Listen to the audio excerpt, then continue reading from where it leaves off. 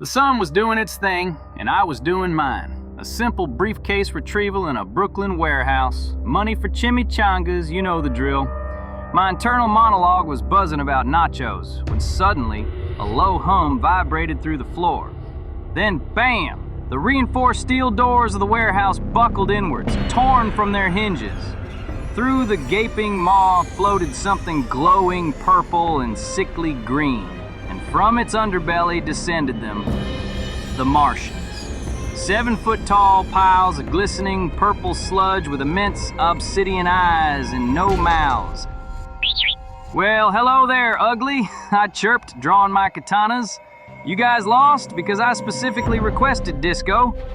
One Martian raised a glowing wrist device, and debris began to lift, then whoosh! Hurled at me, I somersaulted, dodging a surprisingly menacing rubber ducky. "Okay, now you've made it personal," I yelled. Swing! My katana sliced through the nearest Martian. It dissolved into a sickening squelch and a puff of iridescent purple vapor. Gross. Martian jello. Uh-oh. The street outside was chaos. More ovoid ships zipped overhead, turning cars into smoking husks. Dozens of Martians herded terrified humans into shimmering, transparent cages. This wasn't just a raid. This was an invasion. A beefy Martian, twice the size, aimed a thick red energy beam at a group of huddled civilians. "Hey, Jumbo!" I roared, drawing its attention. The beam sizzled past my ear. I lunged, sliding between its legs, then drove both katanas into its fleshy back. Squelch! More goo, nailed it. I whooped. This wasn't just a job anymore, this was planetary defense. And I, Deadpool, was Earth's unofficial, unpaid, utterly unqualified first line of defense. Someone owed me a lot of chimichangas. I needed intel. My usual methods, asking nicely then hitting them, weren't working on the mouthless goo bags.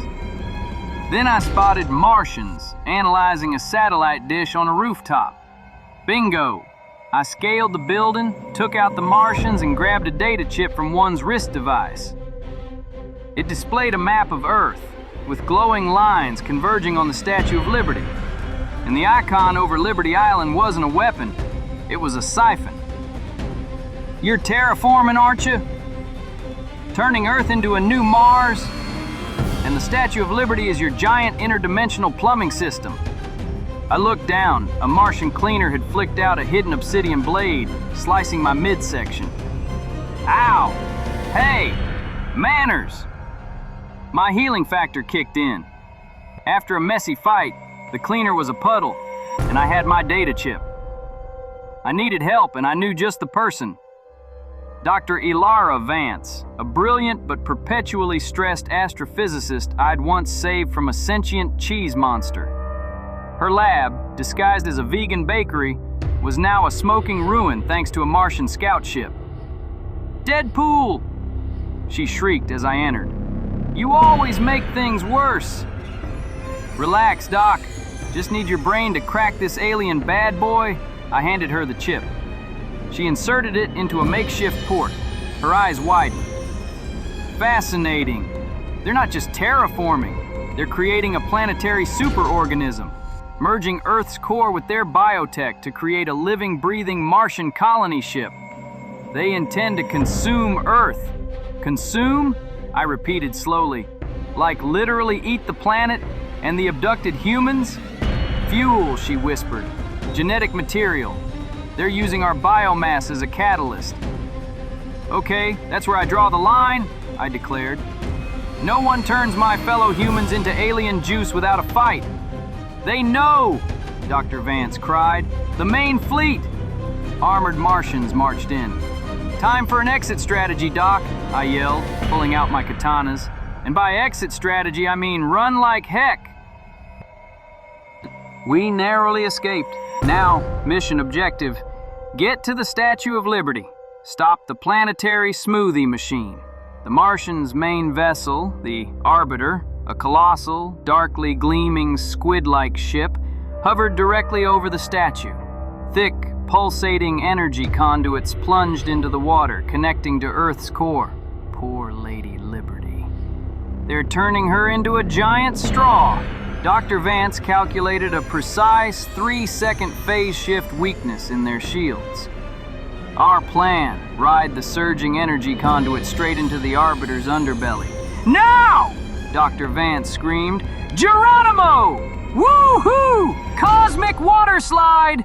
I slammed into the Arbiter's pulsating maw, tumbling inside. The Arbiter's insides were a labyrinth of organic corridors and chittering, armored Martian guards. Looks like a giant biomechanical colon, I muttered. I fought my way deeper, following a titanic thrumming. I found a vast chamber.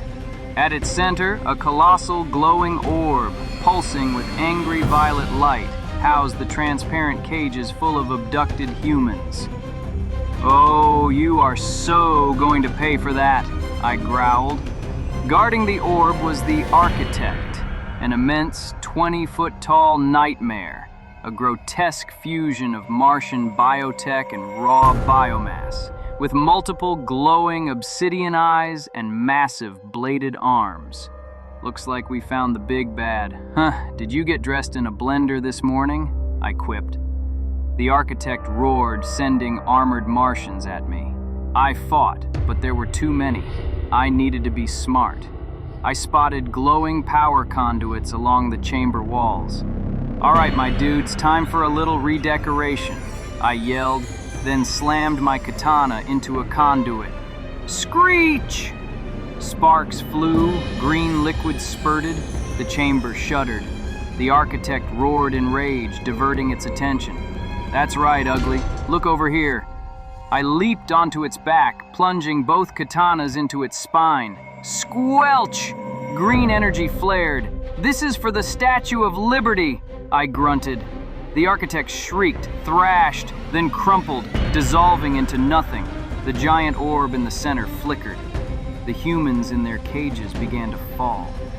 Whoa, hold on, guys, I yelled, quickly firing grappling hooks, swinging humans to safety. Then a massive, chitinous fist slammed into my back. It was an armored Martian commander. Oh, now you show up, I gasped, pinned. Just as its blade descended, I did the only thing I could think of. I spat directly into its obsidian eye. It paused, its head tilted, then its body steamed and bubbled, dissolving into a screaming puddle of purple. Acid spit, baby! The entire Arbiter shuddered, tearing itself apart. I scrambled into an escape pod, slamming the hatch. Whoop!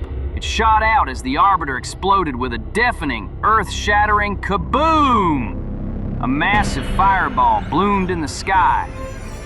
Yes! Take that, you overgrown space prunes! Deadpool for the win! My escape pod splashed down into the New York harbor. The harbor patrol was understandably confused. Agent Coulson just pinched the bridge of his nose. Deadpool, Martian invasion, you were involved, mass casualties, unexplained explosions. Bingo! Except the mass casualties part was mostly the aliens, and that vegan bakery, but that's probably an improvement. No glory, no parade, just a stern warning about future unauthorized extraterrestrial interventions, which, honestly, sounds like a challenge. One triple-decker nacho supreme with extra guacamole, please. A hero's work is never done, especially when said hero is starving. The world was safe. The Martians were gone, for now, and Deadpool was about to get his well-deserved reward. Life was good, or at least good enough for a mercenary with a healing factor and a penchant for breaking the fourth wall.